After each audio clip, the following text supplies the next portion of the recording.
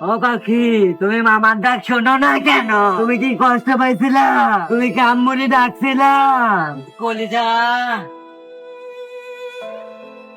একজন মামার হৃদয় ও ভাগ্নির ভালোবাসা অদ্ভুত গভীর। আজ সেই মামা একমাত্র ভাগ্নিকে হারিয়ে পাগলের মতো কাঁদছেন। অ্যাম্বুলেন্সের পেছনে তারা হাজারি, যার করুণা দেখলে যে কোনো মানুষ কেঁদে উঠবে।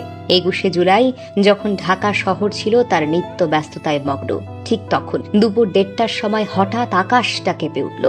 বিমান বাহিনীর একটি প্রশিক্ষণ বিমান নিয়ন্ত্রণ হারিয়ে পড়ল উত্তরা মাইলস্টোন স্কুল অ্যান্ড কলেজের ভবনের উপর, যেখানে ছিল অসংখ্য কোমলমতি শিশুরা, যারা মুহূর্তের মধ্যে আগুন আর ধোঁয়ার ছায়ায় ঢাকা পড়ল।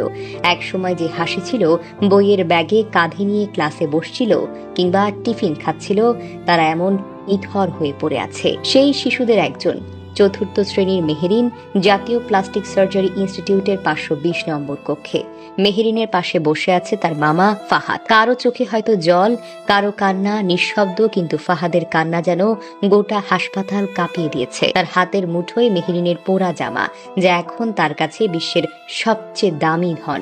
বারবার বলছে ও খুব ভালো একটা মেয়ে ছিল, নিষ্পাপ ছিল, সারাদিন বাসায় পড়াশোনা করত, শেষবারের মতো মুখটা দেখতে পারেনি, সব আছে।